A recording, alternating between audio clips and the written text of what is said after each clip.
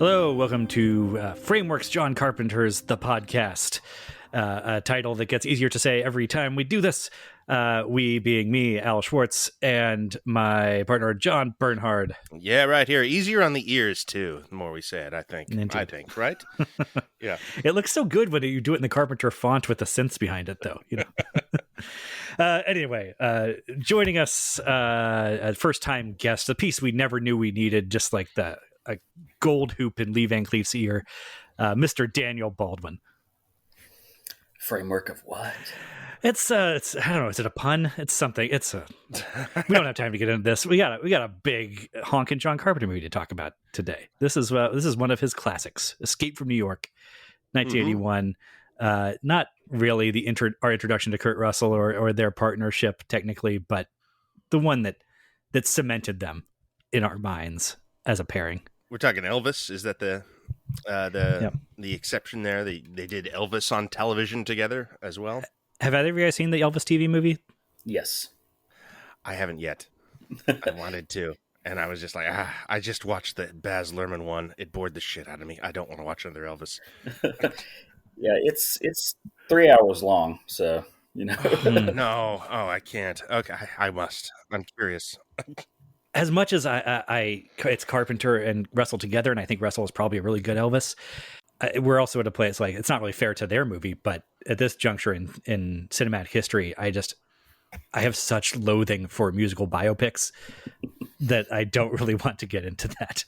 Yeah, and but this one was on television in the 80s. I'm just like, that doesn't sound better. That sounds rough. I am curious. I want to see it. I'm sure he's a good Elvis, but man, the Baz one kind of wiped out any immediate energy I had to put towards that, I'm afraid. But it got us to this. It got us to here from New York, and it got us to Snake Plissken. So yeah. Let's ask Daniel, where does Snake Plissken rank on the all-time action icon list? Really high for me, which is kind of funny because you'd think you'd pick someone who had like 5 or 6 movies like Rambo or soon to be John Wick or any other number of characters. We only got 2 with Snake, but I think both of them, particularly the first one, just pack enough of a wallop just to make him instantly classic. Yeah, it's really only the 2 and only the one that's really beloved. Because obviously we'll get to Escape from LA eventually, but opinions on that much more divided. But he makes such an impression here right out of the gate. I mean, I don't know. Is it the eye patch? Well, it's everything. Is it the hair? This character is presented as one of those kind of, for a lack of a better term, sort of larger than life Saturday morning idol characters, by which I mean like a James Bond, an Indiana Jones, a sort of a cartoon figure, sort of almost a satire. In Snake Plissken's case, I feel like I kind of kept wondering, like, how serious is this movie? Is this movie? It's not a comedy, but it is a satire. I think. I think this is almost a parody of Clint Eastwood characters, a parody of sci-fi pulp adventure, like MST3K style stuff. But it takes itself so seriously that it you can barely see the line between the parody and the. And just doing the thing itself really, really straight up. But Russell's the thing that feels the most satirical to me in it. Like, this character feels like right on the edge of satire and comedy. And it just never quite goes there. He never raises his voice, I think is what it is. Yeah. Well, does he ever? He yells at Brain maybe once, but you're totally right that he is right on the border of parody. And that is something I think what makes Kurt Russell and John Carpenter such great pairings is that he can ride that line. You get just the bare little glint in his one eye of he knows how ridiculous this is. There are a few actors like that can do this, like Kurt Russell, that can kind of live in both worlds here. You know, that he can be satirical and also not take any of the stakes away from the moment. I think they pair well in that regard, as well as sort of the sense of humor. They're good for the horror stuff. It's perfect. This is De Niro and Scorsese. It's I don't know, Mark Rylance and Steven Spielberg. A perfect match. So, I think that's sort of the number one thing this movie has going for it. I mean, that and the premise, really. But Russell kind of being born as a movie star, I think that about happens right here. About, maybe not to the mainstream, but like, for us nerds, big time. I mean, it's easy for us to forget because it's a little before our time, but he was like a Disney star, like a child star prior to this. Yeah, he kills that off too with this movie, I think. Mm-hmm. Which, really fortunate. I mean, can you imagine if I don't know, like, who's a Disney star now? Like that would I'm gonna have to reach back. Okay, Justin Timberlake. Could Justin Timberlake have come out with a Snake Plissken type character and made it work? No. That's a hard transition to make. I think the closest we've seen is Ryan Gosling with Drive. I guess that's a good counter, and he's such a different actor than Rutger. Yeah, even that, he's still so pretty and everything. And that what's great about Snake Plissken is, one, there's like never a heart of gold with this character. You keep kind of expecting he saves 0 cats. You kind of expect him to become lovable or to, like, I don't know, strike up some sort of romantic stuff with Maggie or something. But no, like he can just, like, he's going to let this unconscious woman be sexually assaulted without a second thought. Like, it's such a harsh moment there early on. And, on top of everything, you just can kind of tell that he has BO. Not like horribly like sticky stuff. He's like, oh yeah, he's sticky. Like, nobody's gave him a sticky deodorant. Yeah, he doesn't care. He's not going to do anything about it. Absolutely. Right. Yeah. I mean, I think he's doing Clint Eastwood. I mean, that was what I took away from this time. He's doing the man with no name. He's doing, just sort of an impossible badass is the character that he's going for with Snake Plissken, with the twinkle in his eye, kind of like, quote, air quotes around it slightly, which, no one can get away with except him. It's kind of remarkable.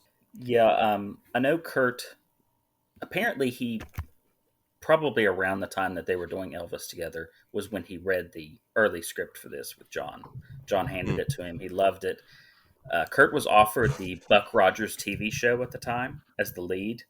He turned it down to wait for this instead because he wanted to break away hard from the Disney image, and he felt like this would be the perfect project to do that on. And apparently once Lee Van Cleef was cast as Houck, that's when he decided to do Snake as a Clint Eastwood riff. Oh, okay. Wow. That makes sense. I mean, of course that makes sense. Yeah. So he was explicit about the Eastwood influence on the performance? Absolutely intentional. I mean, I guess he is sort of the man with no name in that he, like you said, the unstoppable badass portion of it. But in the other sense, he's the opposite of the man with no name because everybody knows his name. And he's got one of the greatest action movie names ever. But that's part of the parody thing, is everybody in this prison who's apparently been locked away from society for decades is like, oh, you're Snake Plissken. I thought you were dead. The backstory on him, by the way, I kind of never retained this in having watched this a number of times. The backstory on Snake Plissken is he is a war hero who turned to bank robbery. Yes. It's pretty cool. It's pretty good, man. I didn't catch that before. That's rad. That is a very late 70s post-Vietnam backstory for an action hero, Yes. Yeah, very much so. That is there Vietnam in Snake? I think there is. Like, not literally. He would be too young because this takes place, of course, in 1999. But 97. I don't know. I think in the way he was written, is this a response to Vietnam, this film, at all? Yes, Vietnam and Watergate specifically. Apparently, I guess Carpenter wrote it in like 1974. So yeah, I think that was very much on his mind. Of course, fictionally in the world of Escape from New York, he's a veteran of like World War III instead of Vietnam. But the whole disillusioned ex-soldier turned bank robber thing is actually a big thing in modern action movies right now. Again, you've got Den of Thieves, Triple Frontier. Lots of soldiers robbing banks or people. Yes. Never fully went away. We had Dead Presidents in there too. Mm-hmm. Is that actually set in the 70s? Are they're Vietnam vets, right? Yeah, I'm pretty sure they are. Yeah. But just everything about this is very 1970s, even though it came out in 1981. I mean, the disdain for the president is very post Watergate. Placing it at that time, yeah, of course that makes sense. Yeah, this is kind of the beginning of political Carpenter, I guess, which is an interesting thing that kind of rears its head, like with not unlike Snake Plissken, with air quotes, kind of. Like, I mean, he definitely feels like a leftist kind of, in general tone, but like, does he ever actually care about this stuff, or does it just make the movie better, kind of thing? Like They Live. When he talks about They Live, it's sort of like, yeah, well, I'm actually a good little capitalist. I don't really care. It just seemed, obvious to say this thing. Interesting man, and so unpretentious. I feel like he wouldn't stridently say anything necessarily. Right. Yeah. But that allows him to, I think, play these sort of, I don't know, anarchist things about Snake or They Live, and he can do them more casually, where it doesn't feel like a lecture. It feels more like a gag. That's which true. Helps it go down smoother, at least for me. I mean, that's one of the things about genres. You can just kind of say things a lot louder and a lot more directly, and there's sort of a different just a pane of glass that you're saying it through when it takes place in the post-apocalyptic prison island of New York. Yeah, I guess maybe we should speak to a moment to the premise of this, It's which an amazing premise. Yeah, yeah. I mean, it's essentially got the plot of a beat 'em up arcade cabinet from the 1980s. I think Bad Dudes actually pays Carpenter royalties still, or should, because the whole question is, are you a bad enough dude to rescue the president? Which obviously Snake Plissken is the baddest dude around, so he can. But big picture wise, did this introduce a new template for action movies? Like what I mean, there's certain action movie templates which are the classics, and which just sort of get repeated ad infinitum, and we can do it as many times as you want. And you got your Die Hard, your sort of one man guerrilla war in a confined space. You've got your siege movies like Assault on Precinct 13 or Rio Bravo or Aliens. Those are always classics. You got your John Wick sort of revenge rampage, and you can do Men on a Mission, Guns and Navarone, war movie is one. But whatever, cops versus the drug trade, whatever. Cop on the edge. Yeah, that sort of bleeds into the John Wick thing too, I guess, because it ends up being a cop on a rampage against a cartel of some sort. But before this, do we have this sort of super soldier dropped into a post-apocalyptic hellscape, and with a limited window to get out or to retrieve something?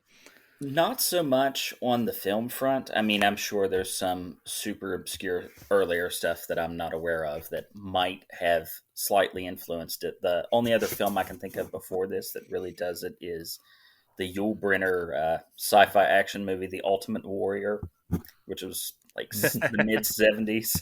But even then, it doesn't have the whole do this and you're pardoned routine. That mostly comes from there's two books from the 60s, I think. One's called Planet of the Damned, and the other one's called Damnation Alley. And Damnation Alley specifically has a hero named Hell Tanner, who is tasked with going on a quest in exchange for a full pardon for all the crimes he's committed in a post-apocalyptic wasteland. So there you go. Yeah, I feel like the idea is kind of in the hopper at this point, and I don't know if it's ever been stated as elegantly as Escape from New York does at this point. But, I feel like there's little bits of this in a lot of Mystery Science Theater things I've seen. I think the second time I've even mentioned that this episode. It's the opening crawl that says, like New York is now a prison colony, that sort of thing. I feel like I've seen versions of that in lots of things from the 50s, 60s, 70s.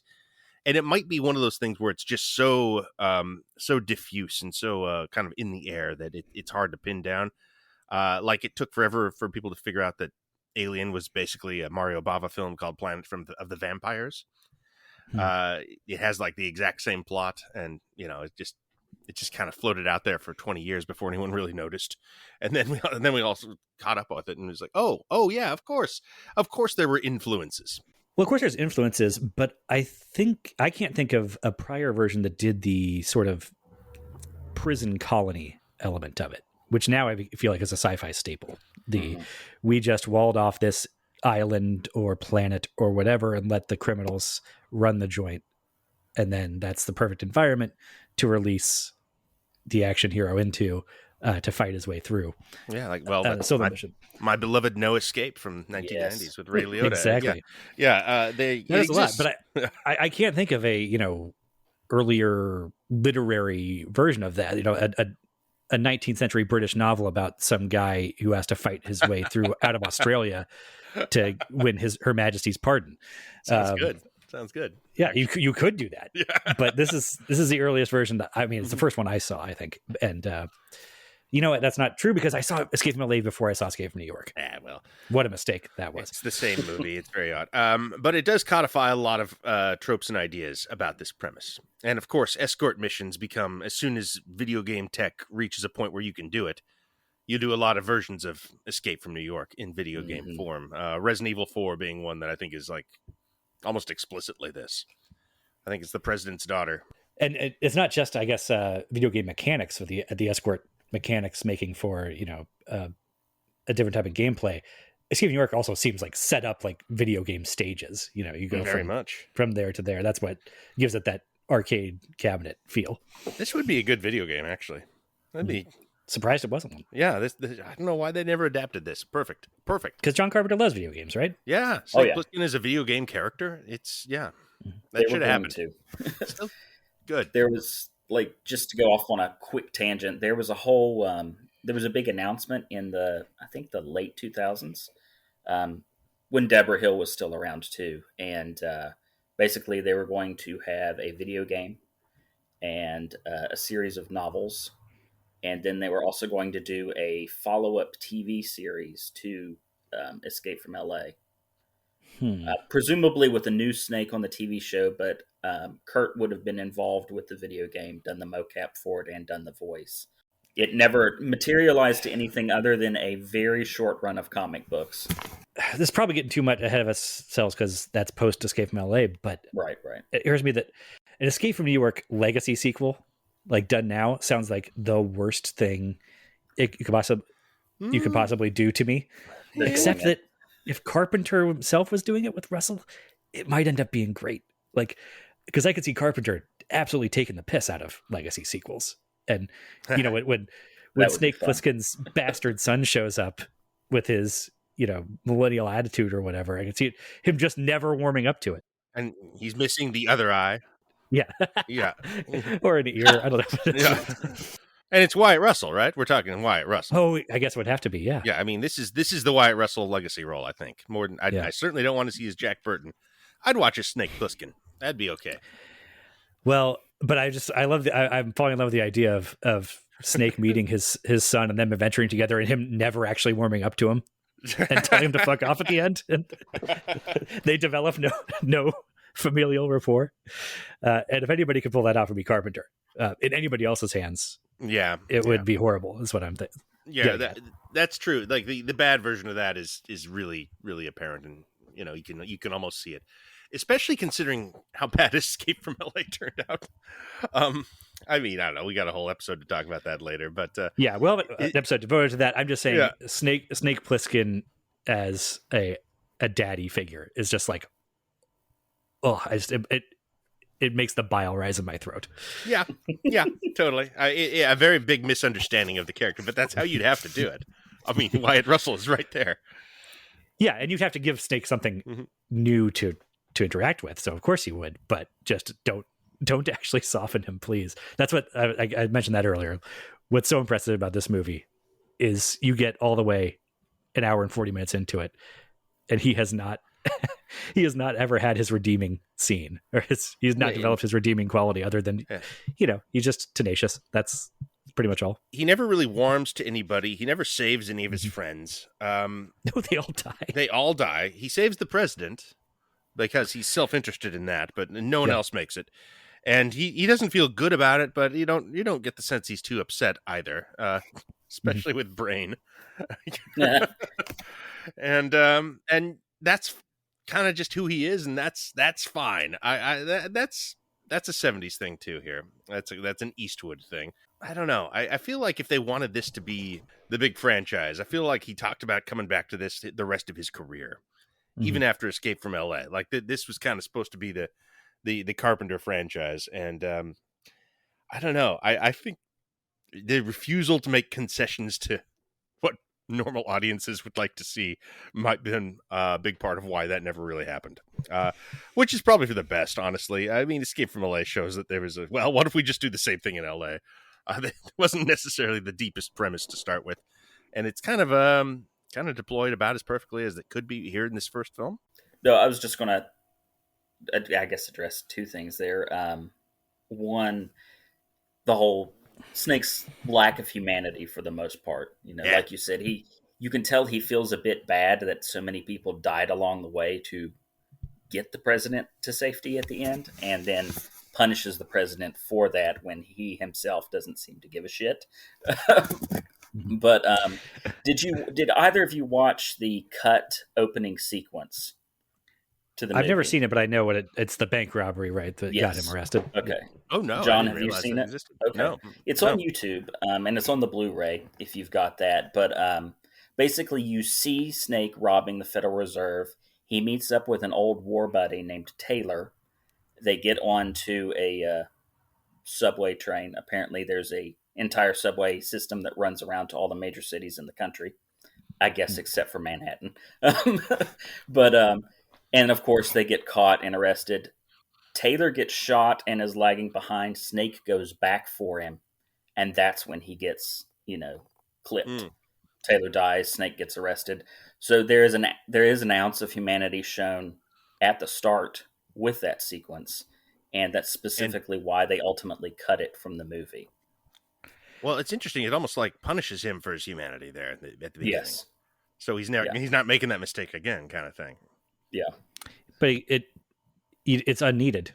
Yeah. It's context you don't need. It's not completely dissimilar from over-explaining Michael Myers.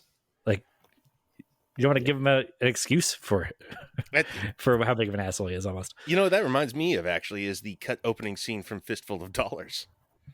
I'm not familiar with that one. Oh, well, I mean, it's the man with no name is released from prison by a government official played by Harry Dean Stanton, actually. Oh, He says, hey, you want to earn your pardon? Here, go to this town and sort out this problem we're having with these two rival factions. And I think it was written like after the fact in film for television release or something like that. But basically, it's the same thing, which is here's more premise. Here, we're going to set this up a little bit more, so you have a character that is a little more rootable. That you give him more of a sort of a hero arc. And in both cases, they took those away. That's cool. Yeah. Yeah, the mystery element strengthens the characters in both cases, I think. I mean, I think that goes to kind of that mythic quality that we're talking about that I was talking about with him, with where he's sort of on the continuum with these larger than life figures. Like his interiority is maybe not the point, and does weaken him in some way. When he looks like a G.I. Joe action figure. He does. So, oh, totally. When you start talking about like his relationship to to what he lost in the war, it doesn't necessarily ring true or help if he's got this mullet and this eye patch and this sleeveless tank and these fatigue pants. Like, I don't know. Are they fatigue pants or are they snakeskin pants? I'd struggle with that. Does the snake tattoo, does it go around his dick? It's It impossible not does. to ask this question. Yeah, but I think we all know that it does. Well, yeah, the answer is not no once it's posed. Yeah, there is not a great deal of interiority to it, I suppose, because every line he has with Hawk is like a cynical one-liner. Yeah. That sounds like you need to get a new president as well, or president of what. Those are just, great. Yeah, this feels like such a 70s movie, even though it's coming in the 80s. Which is maybe why it didn't get franchised in the same way that other big 80s action movies that were similarly successful did. Yeah, this did okay. Like, you could have made another Escape from movie right after this. It wasn't like a huge hit, but it was profitable. They got to go make the thing instead. So, yeah, it could have happened. I mean, I don't know. I feel like once you do LA, what even is left though? Escape from the Earth, I think, was floated at one point. Yeah. I Escape from Vegas, I guess. I'm It just would trying to be think fun of if you just go through every Yeah. like you get to this like sixth film and it's Escape from from Indianapolis, Tampa. Yeah, Yeah. Yeah, no, I mean, there's a very limited number of cities you could do. I think Vegas is the one that has like the most unique character to it that you could obviously. I mean, Vegas's unique character, especially back in the '80s, was already sort of like halfway to dystopian hellscape anyway. If you do Escape from Vegas, you could have Kurt play the villain too as an evil Elvis impersonator. So dual role there. Oh man, See, now you want it. God, the trilogy capper. That is good. Yeah, I mean, he could definitely disguise himself as an Elvis at one. There'd be all sorts of. Yeah, that is the best one. I don't know. They did try to. Well, I've heard Escape from Earth kicked around before. Right. That was the rumored third one that they were going to do to complete the trilogy. I don't know. I think LA was such a failure that it all ended right there. But they're going to remake this at some point. They announced back in the fall that the folks behind the new Scream movies are going to do presumably a legacy sequel, presumably with Kurt coming back and Carpenter involved. Whether it actually materializes or not, who knows, but the possibility is now there. I know I was bullish on it like not 10 minutes ago, but I'm already getting cold feet about whether that's even a good idea. I think part of the reason why you don't need to, I mean, it's surprising this is one of the Carpenter movies that hasn't got a remake when The Fog has, and the Thing has, and everything else has, but I think it's partially because Escape from LA is half of a remake already. Yeah. And for sure. Like you said, that one, as much as it's a failure, it's also just trod the ground so much that, yeah, it's hard to bring anything new to the table if you're doing Escape from Vegas. But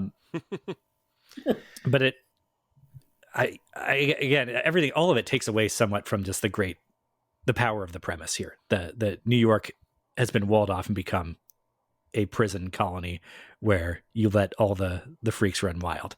And it's just, like I said, it's one of the great action movie premises, makes for great sort of episodic, video game level stages. Do you guys have a favorite stage for Snake here? Well, I got to say, this is sort of where we start to get into my issues with the movie, which is I want more New York flavor. I want more geography and more specifics. As a New York resident, I kind of want to see them like, we got to take a shortcut if we want to get to Gramercy. Like I want all that, and they kind of disdain that. And I think there's a little bit of sameness to the middle of this movie. Honestly, yeah, they shot it in East St. Louis too. Yeah. I mean, they don't need to shoot in New York specifically because right. Obviously it's a hellscape version of New York, but like I would like a little more flavor there. I guess my favorite sequence is just the one where he's I guess goes into the truck full of nuts, and there's a girl who shows up and is like, oh, I'm going to be a major character for a little while, and then immediately is dragged into the floor by chuds, and you never see her again. That's right. Probably my favorite scene in the movie. Yeah, any dragged into the sewer sequence is going to be high on my list. That's a scene you don't see in movies, I feel like, and that's a Carpenter kind of speciality. Just like introduce a character that looks important, that you give her some backstory. I'll make a deal with you, Snake. Get me out of here and I'll show you what you need. I'm gone from the movie forever. I think that's hilarious. And it's moments like that are funny, that kind of sort of remind me I'm not sure what this movie is. Like how serious we are. Like, is this right. it is making the movie better, but is it also kind of taking the piss out of it? I'm not sure. I'm just not quite sure. It's definitely taking the piss out, specifically with that sequence, because the girl in the chock full of nuts is Susan Hubley. She was Kurt's wife at the time. But in the opening credits, she's listed as special appearance by Susan Hubley. She shows up in that scene and then she's dead 2 minutes later. So there's no way that it has to be intentional. Like, he has to be thumbing his nose at your expectations based on that opening credit sequence, Yeah. alone. You got stuff like that, but no one would call this a comedy. I don't think. I mean, no. It has humorous moments occasionally, but it's not a funny movie, and it's kind of serious. And I do love that that title, by the way, special appearance by Season Hubley, because this cast is just ringers. It's all huge names. It's all, Ernest Borgnine, Harry Dean Stanton, Lee Van Cleef, and a special appearance by Season Hubley. John Carpenter gives some of the best credits around. They are. I never fast forward his credits. Font to score to to whatever odd things you want to put in there. And well, just the cast list alone in most cases. Oh, he gets great groups together. It's such it's a weird thing to praise a movie or a filmmaker for, but it is so iconic and effective that Stranger Things made great hay by just aping it entirely. And I feel like even as I knew it from the start that like a significant portion of my affection for this show, Stranger Things, is based on that opening credit sequence and how much it evokes Carpenter 80s stuff. And even knowing that, it didn't make me, it didn't undo that power of association. Well, I mean, that's what that show's like drawing from. I mean, it's all the things that worked in the 80s aesthetically, Amblin and Spielberg, and yes, absolutely Carpenter, and you get it all in the one thing, and that's its identity. This was potent stuff, there's a reason this is its own thing, and there's a reason, like, I don't know, I think this is one of his lesser scores. It's still an awesome score. It'd be a great one to just throw on, and listen to, because it's not really, I don't know, it's not iconically tied to this film in the way that Halloween is. It kind of is just a rock and synth score, I feel like. Yeah, you wouldn't necessarily recognize it on its own, but I went to a screening of it a couple weeks ago, right? And they, before the movie started, they just played a music video of Carpenter in the studio with a couple other musicians playing the score for this. It fucking ripped, just got the whole house hyped. He still tours. I'm sure he plays this stuff at for all of his, like, is that what he does on a tour? Is it, no one's seen him on tour. Have you seen him, Daniel? No. Oh God, that'd be not a trip, yet. I really want to do it. I believe the version of this that he plays is really the Escape from LA version, because it's a bit more of a rock song take on it. Sure, but yeah, he definitely they just bust out the themes for the most part. And I guess the only song you get vocals on is Big Trouble in Little China. So. the best. That's a good one. But yeah, I mean, every single one of these is gifted with these scores, and it really, really, I don't know, it raises it a star rating on its own in some cases. I mean, what can be said? They're fantastic, and they're I don't know, they're so specifically him. I don't have many associations. Like, I guess Williams and Spielberg have a very similar sound, but beyond that, like, not a similar sound, but a very defined sound. I know. Yeah, but Williams' his sound is so classical that there is plenty of other people that work in that mode, and it seems like I'm a little surprised Carpenter isn't more ripped off, because it's so effective in his movies. Well, he has been a lot on the low budget front for the past, I'd say, about 5 or 6 years. But yeah, in terms of big mainstream movies that most people see, they really don't do it all that much. I guess that's just a reflection of Carpenter never being a big mainstream filmmaker. I mean, outside of Halloween, I suppose. That's really his only like massive hit. Yeah. He had, and even that is a massive blockbuster hit within a sort of cordoned off genre. Oh, sure. I mean, it's the return on the investment. It's it's made 70 million, which is pretty crazy for the 70s, but it's also just like, it wasn't E.T., for God's sakes. Right. Yeah. It's not Star Wars, not E.T. type of thing. You know what? We should go back to the supporting cast here, run them down a little bit, because we got some pretty, like I said, I mean, maybe not Harrison Ford, Arnold Schwarzenegger level of names, but kind of bigger names than you might expect for this type of movie at this time in these people's careers. So I don't know who's adding the most value to this. Is it Donald Pleasance? Is it Isaac Hayes? Is it Ernest Borgnine? Are we taking MVP, or is it Harry Dean Stanton? Leaving Kurt aside because he's the MVP, but and leaving Adrienne Barbeau's décolletage aside, because it really holds the screen. No, I was going to say her. I was pretty sure. I was like, I think Adrienne Barbeau is my favorite, actually. I think she rules in this movie. Yes, and she's just she looks great. But you know, I mean, everyone looks pretty awful other than her. So That's true. She's got the dystopic chic going on in a way nobody else is quite. Well, I guess no, the Duke is pulling it off. The Duke pulls it off. Yes. Yeah. With his chandeliers on his car. Mm-hmm. Great stuff. But yeah, Maggie's kind of the only character other than Snake that I'm at all really engaged with. I do think, you know, you get all this cast together and with these, I'm going to say Saturday morning cartoon type characters again here. I feel like that's Frank Doubleday. a pejorative here, but like Cabby looks like, you know, Cabby is a Saturday morning cartoon character. I mean, he's just an old man who's like, hey, I'm a cabbie. You want to go somewhere? I'll drive you somewhere. That's okay. And that's his interiority. Oh yeah, but Borgnine's a delight. Just how great. happy he is to watch the dumb song with the Bob along to the burlesque show. That's wonderful. A great detail, by the way. That scene where there's just like there's just a bunch of guys hanging out watching some weird burlesque show in an old Broadway house. That's Broadway. That's New York detail that I want. That's the kind of stuff I wanted throughout this.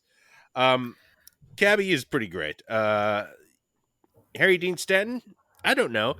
Is he? I mean, he's always great to see. I don't. Mm-hmm. I don't know even how I'm supposed to feel about Brain. And I'm kind of rooting for the Duke over him, if I'm honest. I kind of love Brain. I love that the movie never really asks me to love Brain. No. But I like that he's, you know, clearly no match for the Duke or Snake Plissken, sort of one-on-one, but is surviving. Yeah, right. In this environment, well, up to a point, he's surviving. But no, I like Harry Dean Stanton. I think he's actually really well cast in that role of, you know, is Brain like really a genius? Out if he got past the walls, would he be considered a super genius, or is he just the one guy with a college degree in this living in a library? Right. Yeah. I mean, I guess he's making his own gasoline. Like that's something. The oil derrick back of his office. Oh, I love that. Great touch. I like that he has an arranged marriage with Maggie, or is that something like that? And it seems to have developed into a real thing. Yeah. There's so much that they kind of wring out of like the smallest details and smallest moments in this that you kind of fill in a whole thing in your head, and that's what you get when you have, you know, just legendary cast members like this come in for roles like Cabby and Brain and the Duke of New York. You know, that they can kind of make these characters live more than they do on the page necessarily, which I think is what's going on here. With Cabby, the interesting thing about Cabby is, if I'm remembering the opening crawl right, Manhattan wasn't made a prison until 1991, so it's only been a prison for about 6 years. Cabby says he's been driving a cab in this town for 30 years. Is he a prisoner at all, or did he just stay? I think he just stayed. He got to have just stayed, yeah. Uh-huh. He's like, well, I'm not leaving Manhattan, obviously. There's no cabbie outside of Manhattan. Yeah, I'm sure. Yeah. I think that's definitely right. I think he has enough sense that he knows he would just sort of shrivel up and die if he like crossed the bay. If he stepped foot in Connecticut, like he is a creature that can only exist within the confines of New York. That's my curse. I can't leave Manhattan. Yeah. But you know, okay, I listed some of the bigger names, but I realize now that actually the MVP in the supporting cast here is absolutely Frank Doubleday as Romero, I guess is what he's listed. He's pretty good. Yeah. Oh, he's phenomenal. Anytime he's on the screen, you're not looking anywhere else. Like, just look at this fucking guy. This guy wandered straight out of the Road Warrior. He's just, I mean, you know, we try and highlight excellence in gooning on this podcast. Yes. And he is one of the best goons I've ever seen. He's not, I mean, not really like the heavy. He's not the guy in the ring with Snake and the spiked bats, but he's just a great. I mean, when he just walks out, it's the opening animation to the video game when he just walks out. Yeah. It says, if you're not in the air in 30 seconds, he dies. You touch me, he dies. Blah blah blah. Like, and then the Double Dragon brothers wander onto the screen after he walks off, and you start fighting.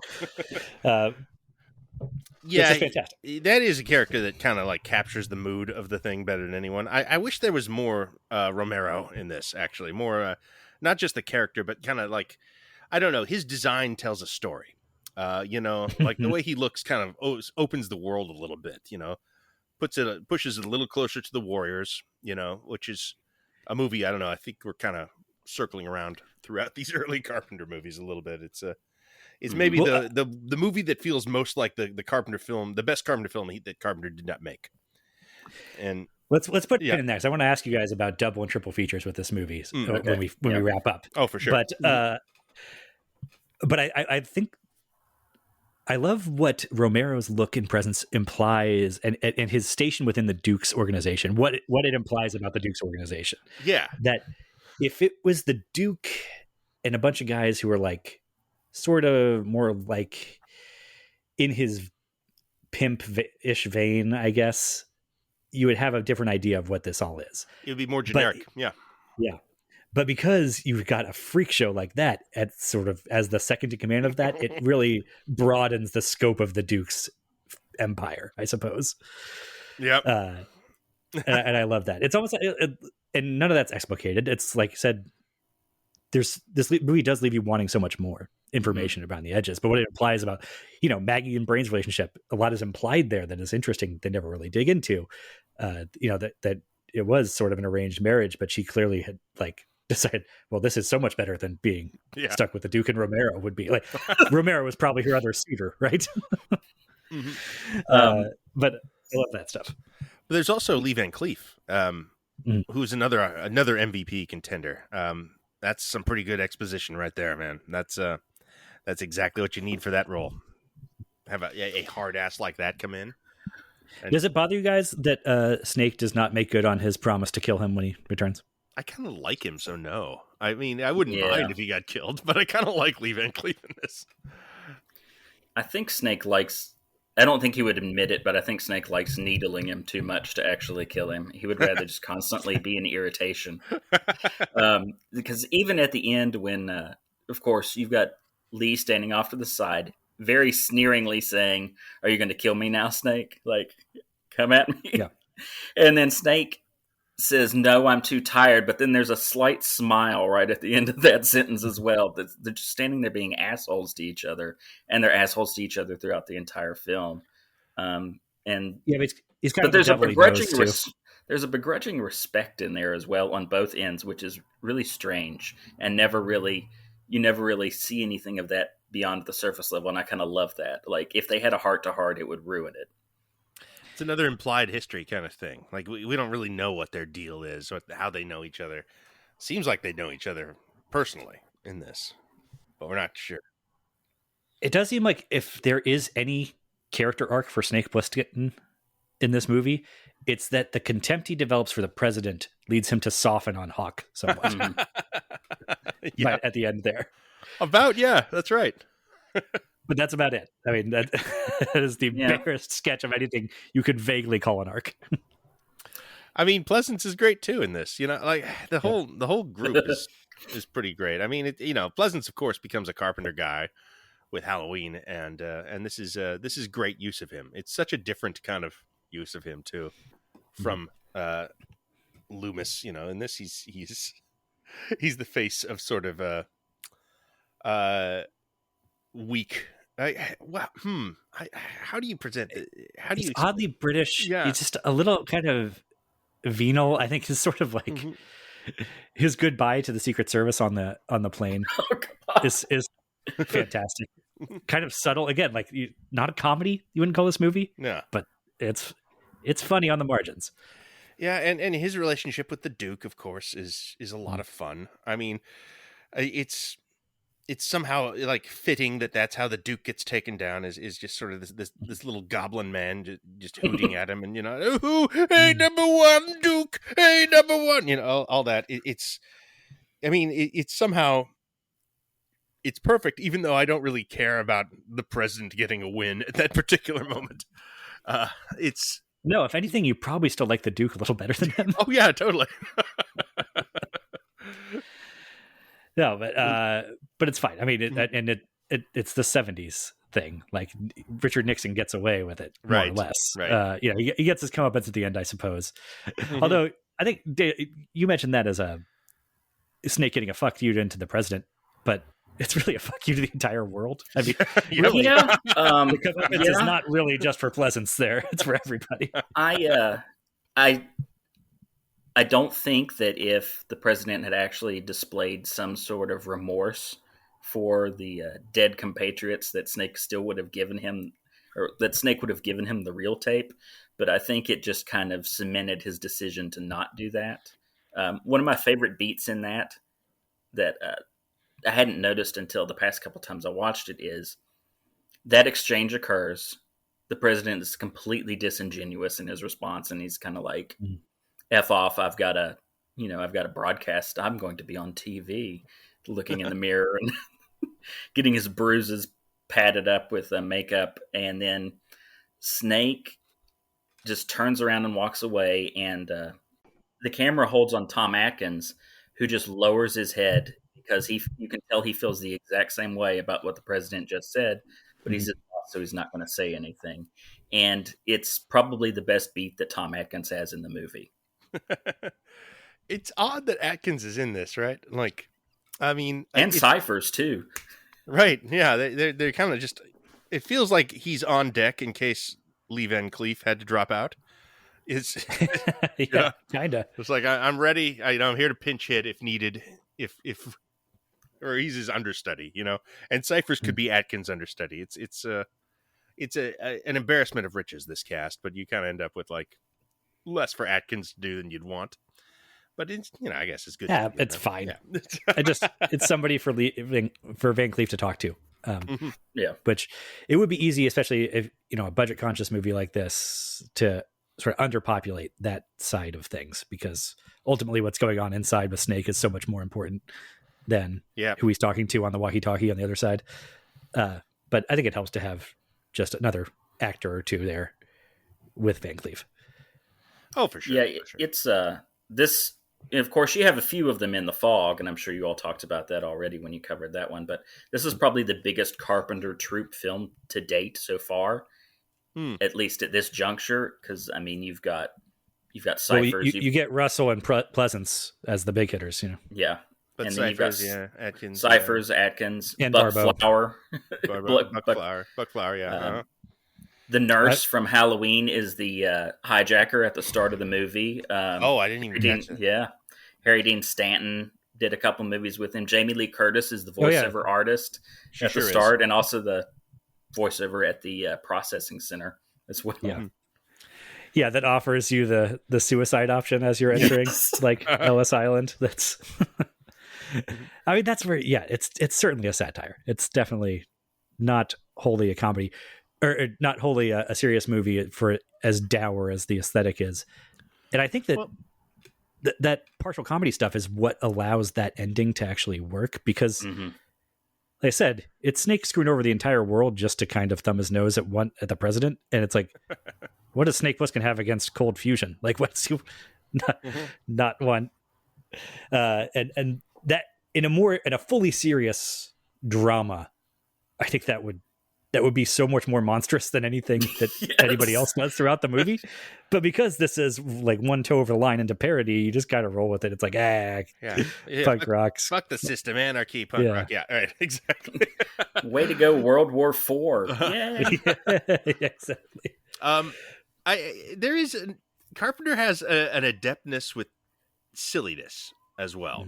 I'm finding that his movies can be sillier than other movies and still be taken seriously in a way. Like, this is a silly movie in a lot of ways. They Live is an incredibly silly movie. Yeah. It's also like one of the more direct satires of Reagan that got made, and he gets away with, I think, a lot of what he says in that movie by being so fucking ridiculous throughout it. And I don't know that I can think of another director that's able to pull that off and have a movie be as serious and as silly at the same time. Well, you have to be adept with silliness, and he's so adept with horror that he can make things scary, like kind of at will. Yeah. And so the parts of this movie can be legit scary. When it's just goons pouring out of the floor and grabbing someone, stuff like that. Yes. Yeah. And he can do the action stuff. I mean, how awesome is the baseball bat boxing ring arena fight? It's also extremely silly. Yes. Oh, yeah. It's so over the top. Yeah. And Russell, I mean, maybe the best moment of his performance is the sort of sigh and nod when they hand him the spiked bat to go like, now we're at the shield stage of this video game where you have a trash can that is a shield, and now we're getting you a spike. And he's like, yeah, all right. Mm-hmm. And all that arcade cabinet kind of plotting that this thing gets. It's so over the top. It's crazy to me that this isn't a comedy. That I'm not like, oh yes, that that sort of Verhoeven action satire, Escape from New York. I kind of just take this movie on its own terms, which is crazy to me. Carpenter and Russell kind of agreed with you, was just how we ended up with Escape from LA, and it turned out not to work as well. Right. Yeah, that's a good point. And it's very interesting to me that he can turn on comedy and turn it off so effectively too. Mm-hmm. Like, Carpenter also has one of the funniest movies all time, in my opinion, on his resume. And then movies that aren't funny at all right next to it on either side of it. It's he has a deeper skill set, I think, than anyone really gives him credit for. God, yeah. Even within this movie, like the switch toggling on and off, the ridiculousness versus the it's legitimately kind of effective when all of a sudden Snakes gathered his party of 5 people, and 3 of them get killed in the span of 5 minutes just crossing the bridge.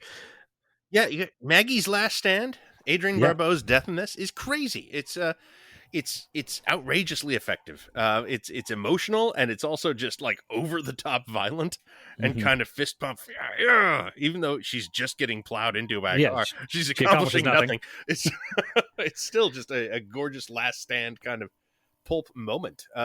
That's God. I feel like this movie is so inspirational for future movies to come too. All this kind of tone is hard to pull off, but again, video game escort missions, I've seen this aesthetic completely lifted off and placed into video games many times since then. Absolutely. The and blood other track. Films. Oh yeah, totally. This is I'm more at a loss to talk about this movie than I thought I would be. Honestly, it's a conundrum in a lot of ways. Like how seriously can you take this? But at the same time, it completely works on its own face. Even Starship Troopers doesn't do this. Do you think that Mad Max ends up getting more credit for this like aesthetic that it kind of shares with this because those are slightly more on the serious side of the spectrum? It Possibly. might. I Road Warrior for sure. Yeah. But I like this movie more than those. I think. I don't know. Road Warrior is pretty. I like good. Road Warrior more, but Road Warrior is better in just about anything, in my opinion. So. Sure, Road Warrior is better, but the other two aren't. I don't think. No. Yeah. So, I mean, most people would take Fury Road over this, I think. Oh yeah, I'd take Fury Road over this. I don't even count that. Close. That's a different deal. Yeah. But of the original Gibson ones, sure, and yeah, I mean, look, this has literally been kind of remade in that Guy Pearce film that they sued successfully over. Right. Lockout. Yeah, which is pretty good. Yeah, it's fun. Yeah, Maggie Grace once more. But she's in that. She is. Okay. She's in the Fog She's remake. come up more frequently on the podcast than I would have thought this month.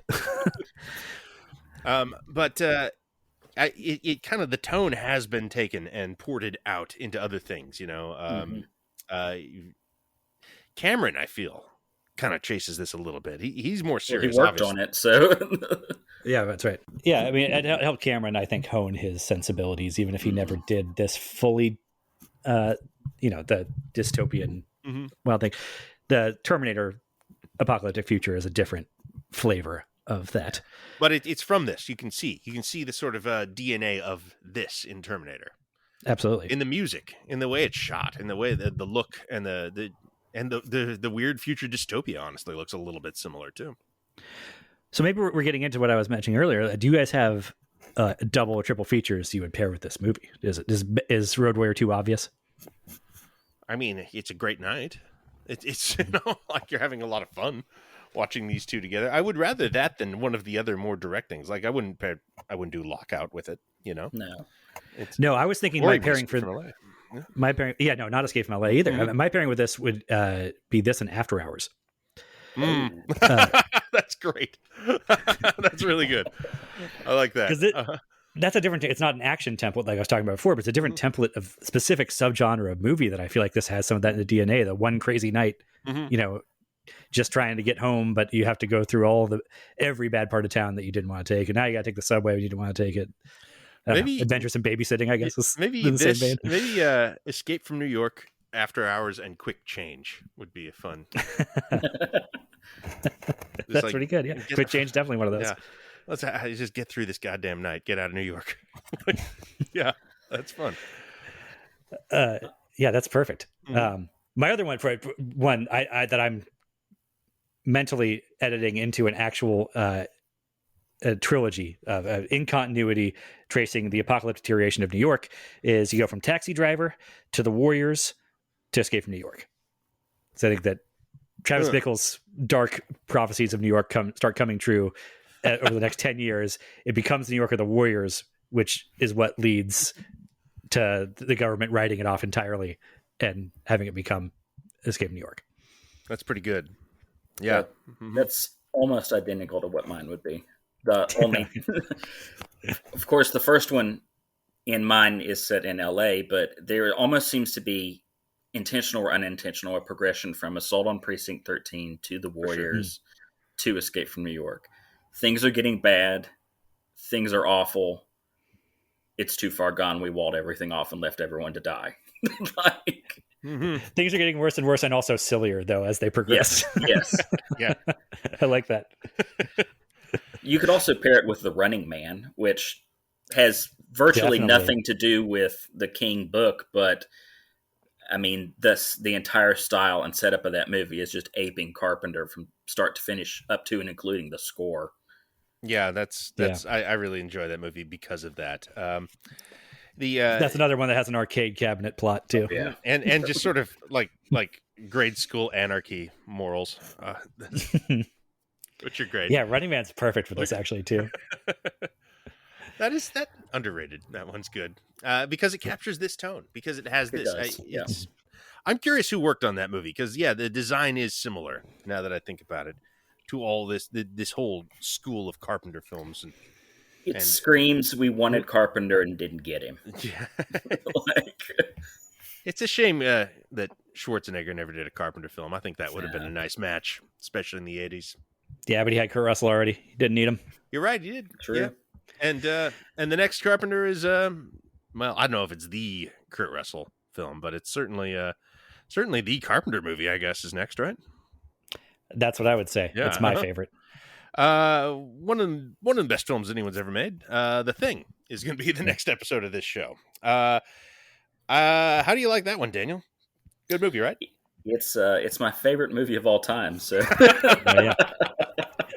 yeah. I mean, he's got some all-time classics. So it's one thing we have not, I guess, that he doesn't get credit for. We've sort of circled around it with Escape from New York. He's kind of inventing this template that gets ripped off a lot. And, I guess Mad Max is neck and neck with this in terms of establishing this subgenre, but really does it here. And for as clear-cut as the case is that he kind of invented or codified this pure slasher with Halloween, I don't feel like he gets a ton of credit for that. Yeah. Well, the Mad Max thing is interesting because, of course, I know you guys are familiar with Italian rip-off movies, right? Well, but there was a whole short run of them in the early to mid-'80s that weren't just rip-offs of Mad Max or Escape from New York. They combined them both. There's one called 1990 Bronx Warriors, which has a sequel called Escape from the Bronx. Oh, sure. And then there's 2019 After the Fall of New York, which they don't hide their tracks that well with these. No, they don't. And 2019 is not a great movie. Shocker. But the plot of that one sees a Snake Plissken type being sent into a desolate wasteland New York to find the last fertile woman and bring her back to the government. So it's Escape from New York mixed with Children of Men. Okay. Yeah. Okay. Somehow I feel like it's going to be a bit sleazier than Children of Men in its Yeah. execution. More than a bit.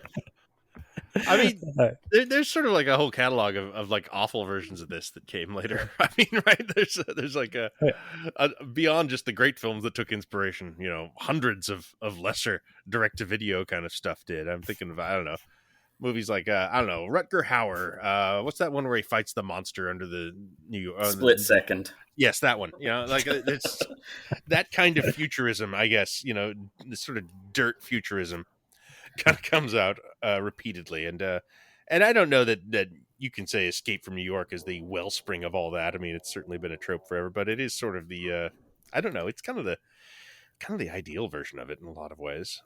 Yeah. I think you get those imitators because it's a way to, partly because it's a way to do sci-fi on a budget. Yeah. But I don't know. I think that you don't feel like budget consciousness really constraining the world building here. It just feels like this is the aesthetic that they went for, and it's executed perfectly. And, you know, and the score rocks. There's just, it might just be our age groups, but there's just something to watching some sort of super cynical hero wandering around a street in St. Louis that has just been covered with debris and has smoke machines going on underneath things and fires and trash can fires in the background. The pavement's been wetted down. Everything's shiny and dark and grim. And, you know, if you just had a Carpenter mood score going and it was just Snake walking from one side of New York to the other, I'd probably still watch it even if nothing happened. There you go. That sums it up. I mean, here's the thing about Escape from New York. It's a pretty great movie, pretty good premise, pretty crazy John Carpenter film. I don't think this even gets excellent premise. Yeah, it doesn't even crack the top 5 for me on this guy.